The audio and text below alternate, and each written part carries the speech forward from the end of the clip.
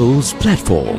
A very good evening. You're watching the People's Platform, and tonight our topic of discussion would be Draconian laws and the oppressed people of Sri Lanka. To discuss about this and much more, we have invited to our studios attorney Hejaaz Hizbullah. A very good evening, Mr. Hizbullah. Thank you very much on the show. Good evening to you, and thank you for inviting me. Of course, it's a pleasure to have you. Attorney Hizbullah, I'd like to draw your attention to the fact that in Sri Lanka, we see that many laws are being proposed as and whenever the government wants to do so. Then we see it's proposed, it's tabled in Parliament, it's debated multiple times, and then it's also amended multiple times, and the flow goes on. What are your thoughts in how these laws are being prepared and how it's being implemented, and this entire process of lawmaking in Sri Lanka? I think there is a lot of room for improvement, and also of recent times there's a lot of room for concern also. I'll just share just two recent instances, examples that are spoken about a lot. One is the online safety bill, and which is now an act, and the anti-terrorism bill, which has still not been brought to Parliament for debate. The online safety bill, which in other countries was subject to extensive consultations, was not subject to such a level of consultation at all before it was presented to Parliament. And it was challenged by several challenger petitioners, and the Supreme Court heard submissions for about 3 days continuously. And on the very first day, the hearing was fixed to start at 12 in the afternoon. And from 12 in the afternoon till about, I think, 2:30, the Attorney General was making amendments. So it was very clear that the bill that had been gazetted to Parliament was not well thought out, and that after the petitioners and the petitions were challenging the bill had been presented to the Supreme Court, the government was having second thoughts on a lot of things and was making amendments to make the bill passable. Of course, a submission was made at the outset that the bill should be withdrawn and a new bill presented because there were so many amendments. But that was not accepted, and then the bill went in for consideration by the Supreme Court. The Supreme Court suggested, somebody had made the statistic about almost 60 to 70% of the bill was subject to amendments by the Supreme Court. And then once the bill was presented to Parliament and debated and voted, again, I believe a few of the amendments were not properly included, which I think was also challenged in the Supreme Court by Mr. Sumantiran. So this is clearly not how lawmaking takes place. We can say the same thing for the anti-terrorism bill as well. Presented once, not placed on the order paper, taken back, then presented again, and now the Supreme Court has made certain amendments to it, or suggested certain amendments, and the bill has of course not been put to Parliament for the debate. These are fundamental laws that are fundamentally changing the ground and the structure and the ground situation for the citizens, and these should be subject to extensive consultations, participation, which has not happened. So where do you think we're going wrong?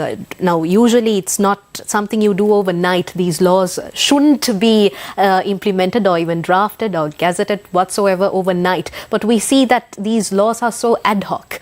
And where are we going wrong? Are we not getting the proper consultation, or is the government or the lawmakers just trying to do what they want? Where is the big flaw with our lawmaking? Well, since I'm not involved with the lawmaking, in the lawmaking process as such, I don't know where we are going wrong. But I think one thing we are going wrong, as you said, is maybe we are doing it overnight. Maybe that is the problem. Certainly, one thing we are doing wrong is not publicizing bills adequately enough, and not talking about these issues adequately enough, and not listening to people adequately enough. And maybe that's exactly what the government wants. They don't want people to talk about it. Maybe they don't want public discussion to take place. And maybe that is the problem, and that I think is where the problem is, because if the government does want, then I don't think there's anything that to stop it from doing that. And this has happened in the past, where a lot of extensive discussion throughout the country has happened in certain other instances, but it's not happening now. Maybe the government doesn't want it. Maybe that is the reason. Of course. Now, when you spoke of public discussion, we know that the online safety bill at first, a lot of people thought it was put out to sort of suppress the freedom of speech, and it will also limit how people express their opinions on social media, especially if it was something about criticizing the government or so on. And now, once the bill was passed, do we see that there is a balance between the freedom of expression, protecting the freedom of expression of people, and also protecting the law? Do we see a good balance between what was just passed recently? The bill has not started operating in its ordinary sense. As I last remember, the commission under the bill has not been appointed. I think once the commission is appointed, the bill will start functioning proper, and then we will see how the bill operates, and whether there's a balance between the freedom of expression and the safety or the security elements. But I want to say this. One thing about freedom of expression is that people need to feel safe, and people need to feel safe and secure in saying whatever they want to say. Of course, there could be certain outer limitations and outer boundaries, but that arena must be there for them to feel, and that's where the freedom of expression works, or where there is freedom of expression. Now here we are in a studio, we are having an interview, and if you were worried about that, okay, what is this, something wrong what I'm asking, and I'm worried about, okay, will I be arrested as I walk out of the studio, then certainly we are going to be extremely careful about what we are going to be saying here. So that's the problem with the online safety bill, and because it the space has been reduced, and there is a sense of a big brother watching you, and that's problematic. And of course, every law, and that's something that I think we've seen all over the world, laws are only as good or bad as the people who implement it, and that all depends on this commission. So we'll have to see, but certainly at this point in time, from what I see, there is a room for cause for concern with regard to the freedom of expression, because people will worry before they say something because of the spread or the way the law is structured. So they have really used these laws to sort of instigate some fear in the people. Yeah. The other point, I mean, this thing about anonymity. The online safety bill targets anonymity. Anonymity is a problem. Bots are a problem. Trolling is a problem. But anonymity is also a part of expression as well. Because back in the day, you get newspaper articles, books, and all would go anonymous. Anonymous, yes. And Mark Twain. Do you know Mark Twain's? Does anybody know Mark Twain's name? Mark Twain is an anonymous. I mean, that's a pen name. It's a pseudonym. Nobody knows who the real guy is. So now the online safety bill has made that impossible, if not very difficult. So these are things that's going to affect the freedom of expression. Of course. I'd also like to ask you now, a lot of people say, or at least that is according to the Constitution, the government has no mandate of the people. And how do you think, how viable is it for a government without a mandate to keep proposing bills like this that can affect the freedom of expression or fundamental rights and so on? It is a problem. It is a problem for the reason that we are in a very unusual period in a country's constitutional history. We had an elected president who had to leave his office. He has to resign his office on public protest. The Prime Minister resigned under public protest. And then you have a president who did not contest the presidential election as such, who's in power. So ideally, this is more like a caretaker government. A caretaker government that is there to ensure that there's an election and that they hand it over to a properly elected government. But we don't see that happening. I mean, we see a government functioning as if they've been elected by the people, and also the things such as online safety and even anti-terrorism, the vast inroads they make into the freedom and liberties of the people, these are matters that should have been subject to an electoral discussion, that should have been the mandate, that should have been in the manifestos. People should have had meetings, political meetings, debates, and then been voted on. So, for example, in 1994, when Chandrika Bandaranaike came in, she proposed abolishing executive presidency and the devolution method. These were things that people spoke about. There was extensive debates, and then she came into power, and then she tried to implement. She failed. That's a separate story. But that's how you come into power with a mandate. And so, but these laws, there was no mandate as such. So there is a democratic deficit that is there here that needs to be addressed. Of course. Now, it's an election year, and we're unpredictable on who is the clear winner, if there is an election, that is. Depends on who you're talking to. Exactly. An election may warrant promises being things like easing or removal of PTA and so on. How do you think these can be possible, and what sort of an idea or what sort of a role will these kind of promises play in terms of leading to an election? I mean, it'll be great if, so far we haven't seen any political party promising to put this legislative program back. But if they do, then certainly that's an important, and that will be a very progressive development as far as Sri Lanka is concerned. And if they do that, and if they do receive the mandate of the people, then certainly that's something that will be good for, and it's a matter of then repealing those laws. And even with regard to the anti-terrorism bill, I mean, this is a bill that should be debated at a much higher level on the ground at an election. And I sincerely hope that that the bill won't be presented to this parliament, but it will be held back for the next parliament to consider. A parliament with a mandate. With a mandate, and that at the next election, that political parties will make it an issue, and that should be something that people will think about it and vote, because at the moment the anti-terrorism bill makes very serious inroads onto the freedom of people, and makes a substantial change in the law, Sri Lankan criminal law. Do you think the political parties, at least who seem to be running for the election, are doing enough to create awareness or advocacy about these laws to the general public, to the rural communities and so on? Not enough. I don't think that these laws are being debated as such. I think, of course, we as a country, we have a lot of other issues troubling us, the IMF program, the economic issues, the inflation, going after the corruption. So those are the issues that are at the front line. But I think these are also important, and I think we need to talk about these things as well. I mean, being a country that has always been in some sort of economic turmoil, we are always talking about the rupees and cents and the price of things. But I think there's also the price of liberty also is something that we need to talk about moving forward. Because at the end of the day, the Aragalaya, the success of the Aragalaya was the liberal, not so liberal, but at least to some extent liberal, legal regime that was there.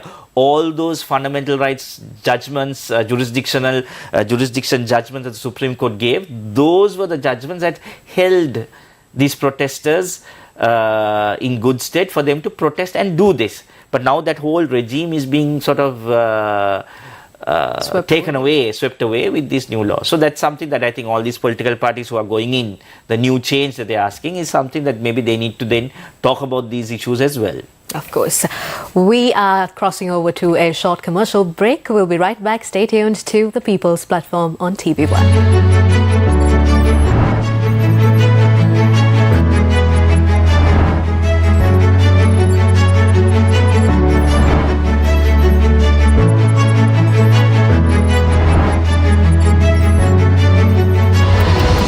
The People's Platform.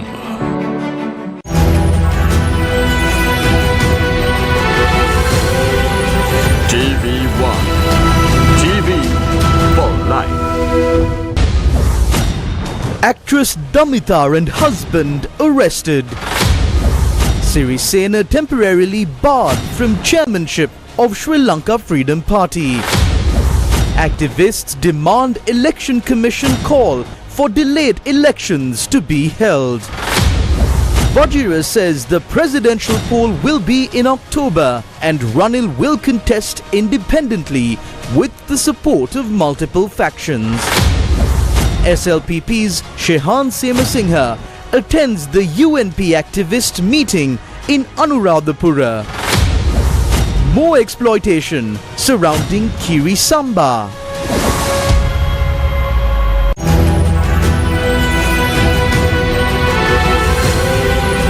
TV1 TV for life.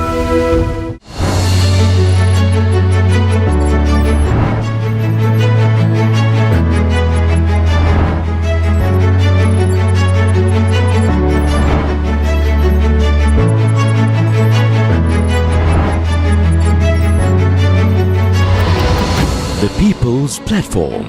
Welcome back. You're watching the People's Platform on TV1. Tonight we're joined by attorney Hejaaz Hizbullah. Attorney Hizbullah, I'd like to drift our attention to the anti-terrorism bill. I'd like to ask you, is it necessary for a nation state like Sri Lanka to have an anti-terrorism bill? Can't the existing laws deal with issues regarding to that nature? Good question. And whether we need a law or not is something that the people must decide. And that is why I think in the earlier segment I said these are something that has to be subject to an election and where it's part of the manifesto and people talk about it. There are countries that do not have terrorism laws. There are countries that have terrorism laws that are triggered off. A certain incident must happen and the law comes into operation. Otherwise, the law is kept in suspension.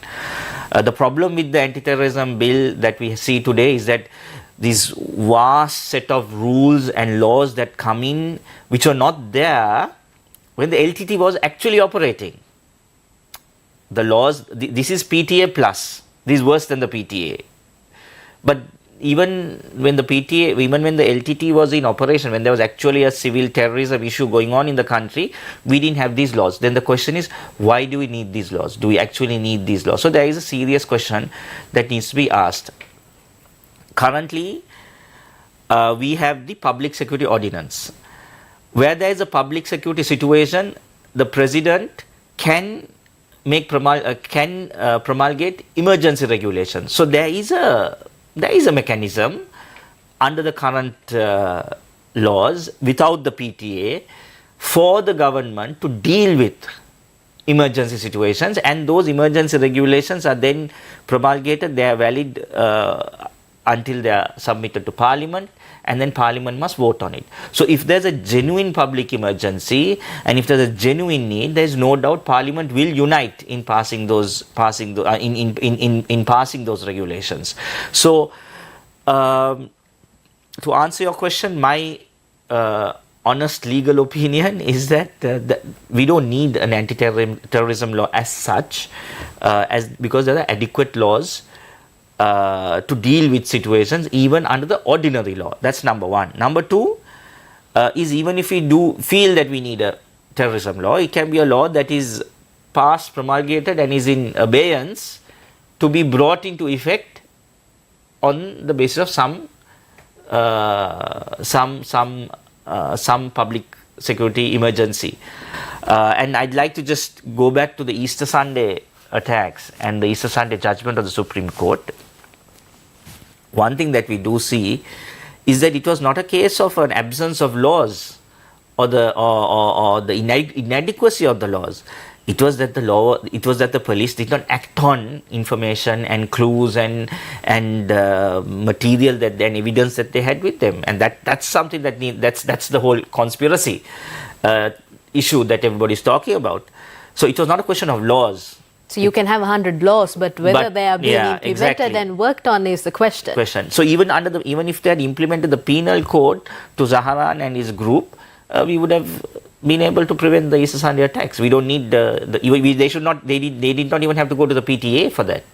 You speak about the PTA. So when comparing the anti-terrorism bill with the PTA, what is it like? Do you think it's good, better, bad, or the worst? Worst.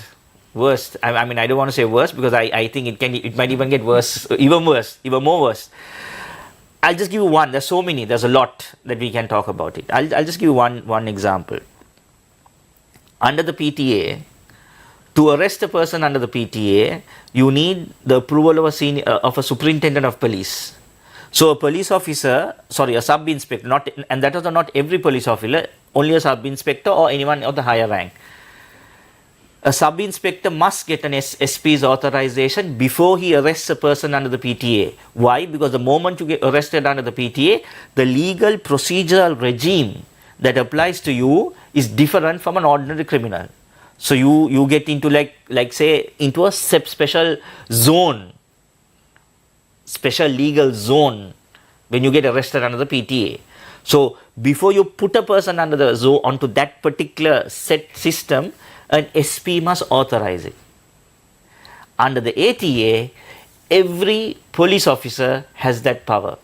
So if you annoy your local officer in charge or just annoy anybody, there is a risk of you being subject to a terrorism arrest under the terrorism law. So that's one thing. Another thing that we have is this use of confidential reports, where the reports submitted to the magistrate under the ATA are confidential, not as a matter of exception, as a matter of routine. Every report is a confidential report. I really don't know how lawyers are going to appear before magistrates and defend their clients. And this is a serious problem. Under the PTA, we did not have that. So there is a lot. I mean, we can have a separate show on that. Of course. I'd also like to ask you, now has this new anti-terrorism bill reduced the likeliness of arrests and detention in comparison with the PTA or in general? Well, again, how good or bad a law is depends on how they want to implement it, right? So if the government thinks we are going to use the ATA or for people we don't like at every instance, all those protesters, yes. So then that's going to be a problem. That's going to be a huge problem. But if the government says no, we are not going to use the ATA, although we have it, we are not going to use it, then of course we don't have that.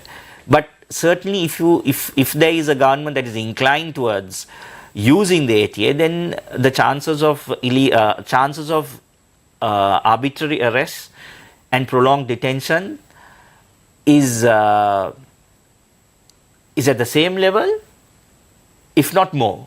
It has certainly not reduced. It has not gone. There is no improvement from the PTA, because PTA is a known devil now. Lawyers, judges know what the PTA is. We have found loopholes, we have found ways out, and there's a bit of jurisprudence that had developed around the PTA. Now, Vasantha Mudalige was discharged and released by the magistrate, even though he was prosecuted on the PTA, because to that extent the PTA has become has been tamed. Now the ATA blocks all that. ATA covers all those loopholes, and so it's more robust. So as I said, it's not an improvement. It will be at the same level, if not worse. You also spoke about those getting arrested, and you mentioned a few examples. Now, with the ATA, does it give adequate safeguarding or safeguards those who have been arrested or detained? No. In fact, the existing safeguards are taken away. One is, the moment a person is arrested, he is produced before the magistrate. Of course, under the PTA, they were not produced before the magistrate, but police needed to produce B reports. B reports were under the Criminal Procedure Code. Criminal Procedure Code had certain rules on how B reports are produced, how B reports have to be filed. They need to show progress of investigation, etc. These were the provisions, these were the rules that were used by lawyers to attack PTA detention, and then these were the documents that they used to make fundamental rights applications. These were the documents that they used to ask for bail. Now today I got bail for a client of mine under the PTA. Using the B reports, the Court of Appeal granted bail, using B reports, showing what was there in the B reports, and showing that this person, there's a grave doubt as to whether this person is involved, and the court, I'm grateful, granted bail to my client. But under the ATA, none of this is there, because we'll go to court and there'll be a confidential report that nobody sees. What are we going to tell a judge? What are we going to tell the Court of Appeal? What do I know about what's going on behind the scenes? So that's the problem. Of course. Now, we're supposed to be in an election year, and recently a panel of reputed legal experts spoke on legal reforms that should be introduced for a system change. And one such reform was that the constitution should be amended suitably with a mandatory provision which states that those who cross over will lose their parliamentary seat immediately. Now, sadly in Sri Lanka, we see MP crossovers happening almost all the time. And if you take the history, it has been a normal thing for Sri Lankan politicians to cross over from party to party. They get elected from one party and then they sometimes have a fall off or find a better deal with a different party, and they just give up on their seats and cross over. Now, how practical do you think this reform will be when it comes to implementation, when all Sri Lankan politicians are all about crossing parties for their benefits? Well, under our law, if you cross over, you stand to lose your seat. We saw that happening quite recently. In Nazir Ahmed's Nazir. Yes. You stand to lose your seat, but you don't lose it immediately. You have the right to file a petition before the Supreme Court, and then the Supreme Court will deliberate on it and decide whether your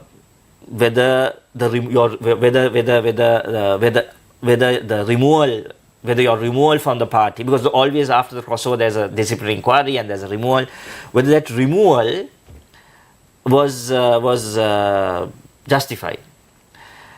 And so there has been a line of cases coming from, I think, when Mr. Amir Ali crossed over, that has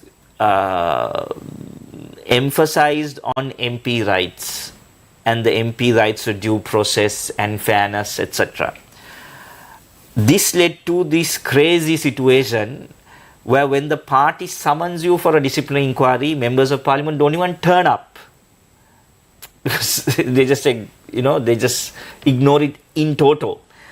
Now, Nazir Ahmed was a situation like that, where the party wrote to him and he didn't choose to respond adequately, which the Supreme Court has now set right. But going back to your question, should they lose their lose their seat immediately? Maybe we should try that. Maybe we should try that and see. Maybe now the current situation is you cross over and then the party terminates your membership. You don't lose your seat. You get to go to the Supreme Court, and until the Supreme Court decides you keep your seat. Maybe we should go the other way. You lose your seat unless the Supreme Court puts you back in. Maybe that's the system that maybe we need to. System change. Maybe that's a system change we need to think about. Of course. Unfortunately, that's all the time we have for you tonight. Thank you so much for joining us tonight on the People's Platform, attorney Hejaaz Hizbullah. That's all the time we have for you tonight. We'll see you again tomorrow at the same time. Till then, take care and good night.